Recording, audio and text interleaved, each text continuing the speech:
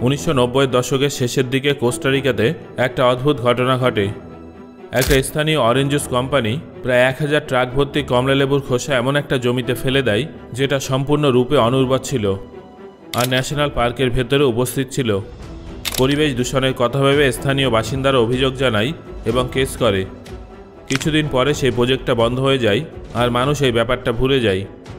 পরবর্তী 16 বছর কমলালেবুর খোসায় ভর্তি এই জমিটাকে কেউ ছুঁয়েও দেখেনি। কিন্তু যখন বিজ্ঞানীদের একটা গ্রুপ সেখানে পৌঁছায় তখন তারা যে দৃশ্যটা দেখতে পায় সেটা তাদেরকে অবাক করে দেয়।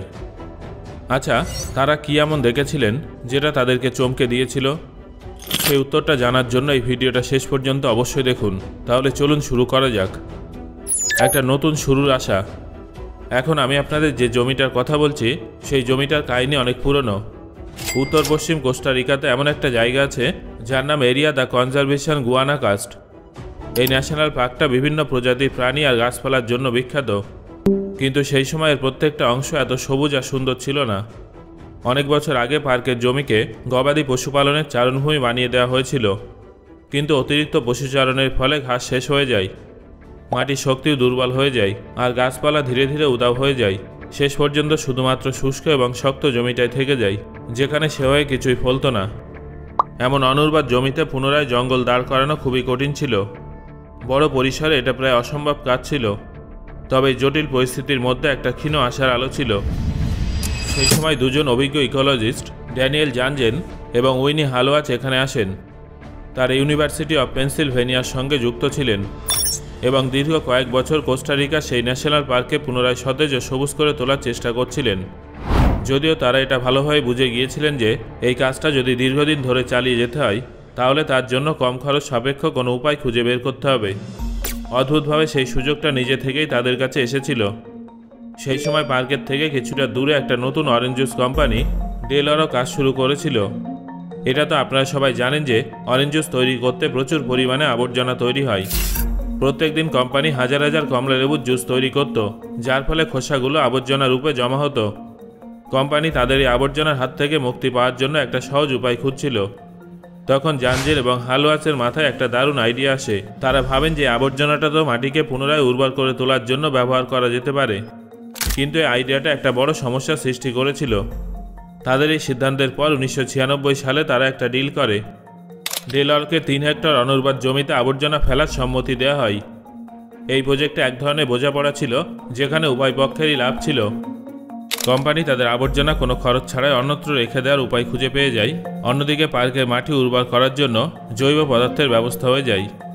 জানজেন আর হালওয়াচের জন্য এটা একটা দারুণ সমাধান ছিল। দামি সার বা গাছ লাগানোর পরিবর্তে তারা কমলালেবুর খোসাকে কাজে লাগানোর কথা ভেবেছিলেন। তাদের বক্তব্য ছিল যে এই খোসা ঘাসকে আটকাবে আর ধীরে ধীরে পচে গিয়ে মাটিকে পুষ্টি যোগাবে। এই এক্সপেরিমেন্টটা 1996 সালে শুরু হয়েছিল, যেটা 1997 সাল পর্যন্ত চলেছিল। ডেল অরো কমলালেবুর খোসাভর্তি ট্রাক পার্কে ফেলে দিতে শুরু করে। এক বছরে 3 হেক্টর পতিত জমিতে প্রায় 12,000 টন কমলালেবুর খোসা ফেলা হয়। সাধারণ মানুষের কাছে এই বিষয়টা দূষণের কারণ বলেই মনে হচ্ছিল। সেখানে কোনো সাইনবোর্ড কিংবা কোনো বিশেষ যন্ত্রপাতিও ছিল না। তার উপরে আবর্জনাগুলো পচে যেতে শুরু করেছিল, যার ফলে তীব্র গন্ধ বাতাসে ছড়িয়ে পড়েছিল। মাছিরা দ্রুত সেই জায়গাটা ঘিরে ফেলে, কারণ কীটপতঙ্গ এবং ফাঙ্গাস এগুলোকে ভাঙতে শুরু করেছিল। প্রথম দিকে টিম অনেক আশাবাদী ছিল যে এই ডিকম্পোজিশন প্রাকৃতিকভাবে হবে আর পচে যাওয়া ফলের খোসার এই ঢিবি কোনো ভালো পরিস্থিতির প্রারম্ভ হবে, কিন্তু বাস্তবটা অন্যরকম ছিল। আশেপাশের কৃষক এবং শহরের বাসিন্দারা এই দুর্গন্ধের কারণে চিন্তায় পড়ে যায়। অনেকে এটাকে সরাসরি পরিবেশ দূষণের সঙ্গে তুলনা করেন। অনেকেই বলেন যে এর জন্য জল নষ্ট হবে, নতুন রোগ ছড়াবে। আসলে প্রজেক্টটা নিয়ে কেউই খুশি ছিল না। তারপর ডেল অরোর বিরোধী কোম্পানি টিকো ফ্রুট সরাসরি মাঠে নামে। তারা কোর্টে কেস করে আর ডেল অরোর উপরে দোষারোপ করে বলে যে তারা একটা সংরক্ষিত ন্যাশনাল পার্ককে দূষিত করেছে। পাশাপাশি তারা এটাও বলে যে ডেল অরো রাষ্ট্রীয় নিয়ম লঙ্ঘন করেছে। এইসব ঘটনার পর মিডিয়া এই বিষয়ে সক্রিয় হয়ে ওঠে, যার ফলে এনভায়রনমেন্ট এজেন্সির উপরে এর বিরুদ্ধে পদক্ষেপ নেওয়ার চাপ পড়ে। প্রথমে যেটাকে একটা ছোট এক্সপেরিমেন্ট বলে মনে হচ্ছিল, সেটা এখন সম্পূর্ণ দেশ জুড়ে হাঙ্গামার কারণ হয়ে উঠেছিল। আইনি লড়াই এত জটিল হয়ে গিয়েছিল যে 1998 সালে কোর্ট বিরোধীদের পক্ষে রায় দেয় আর ডেল অরোকে দ্রুত প্রজেক্ট থামিয়ে দেওয়ার আদেশ দেওয়া হয়। সেখানে এসে এক্সপেরিমেন্টটা পুরোপুরি থামিয়ে দেওয়া হয়। এইভাবে সময় এগিয়ে যায়, কিন্তু সেই জায়গাটা একইভাবে পড়ে থাকে। তারপর সেই জায়গায় আর কোনো গবেষণা হয়নি। সেই জায়গাটা প্রকৃতির হাতেই ছেড়ে দেওয়া হয়েছিল।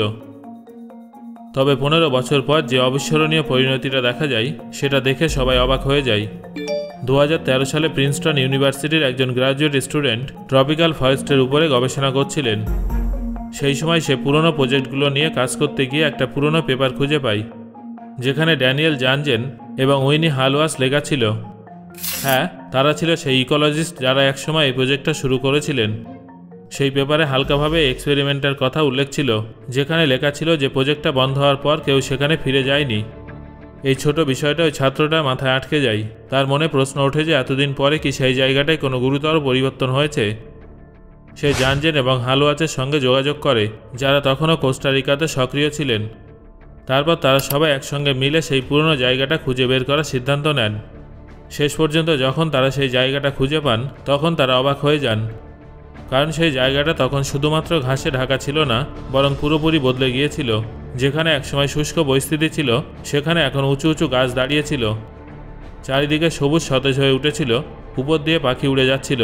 সেই দৃশ্যটা ছিল দেখার মতো। সেই জায়গায় ইকোসিস্টেমের প্রত্যাবর্তন সবাইকে চমকে দিয়েছিল। আসল পরিবর্তন সম্পর্কে বোঝার জন্য সেই ছাত্রটা ইকোলজিক্যাল স্টাডি শুরু করে। সে এবং তার টিম মিলে কমলালেবুর খোসা ফেলে রাখা জায়গার সঙ্গে পাশের জমির তুলনা করে, যেখানে কমলালেবুর খোসা ছিল না। আর এই পার্থক্যটা ছিল দেখার মতো। যে এলাকায় কমলালেবুর খোসা ফেলা হয়েছিল সেখানে বায়োমাস অনেক বেশি ছিল। সহজভাবে বললে সেখানে অনেক বেশি মাত্রায় গাছপালা, ঝোপঝাড় আর জমিকে ঢেকে রাখার মতো বনস্পতি ছিল। 2017 সালে ওই ছাত্র এবং তার টিম জানায় যে কমলালেবুর খোসাযুক্ত এলাকা পাশের জমির তুলনায় 176% বেশি সবুজতা আছে।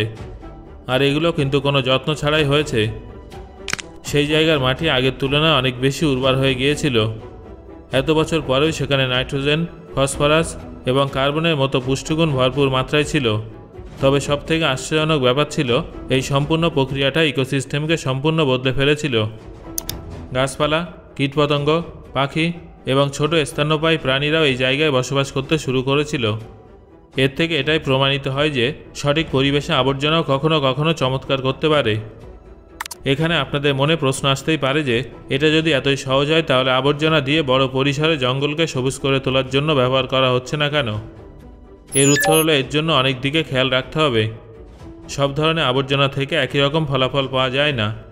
কিছু আবর্জনা নাইট্রোজেন, ফসফরাস এবং পটাশিয়ামের মতো পুষ্টি যোগায়, আবার কিছু কিছু আবর্জনা মাটির পিএইচ লেভেল এমনভাবে বদলে দেয় যে মাটি বিষাক্ত হয়ে ওঠে। তাই আবর্জনার সাহায্যে মাটি উর্বর করার জন্য অনেকগুলো বিষয় খেয়াল রাখতে হয়। একটা ভুল পদক্ষেপ লাভের থেকে বেশি লোকসান করতে পারে। সো বন্ধুরা, আজকের এই ভিডিও আলোচনা থেকে আপনি কোন শিক্ষণীয় বিষয়টা শিখলেন সেটা অবশ্যই আমাকে কমেন্ট করে জানাবেন। আর ভিডিওটা ভালো লাগলে একটা লাইক করবেন এবং শেয়ার করবেন। ধন্যবাদ।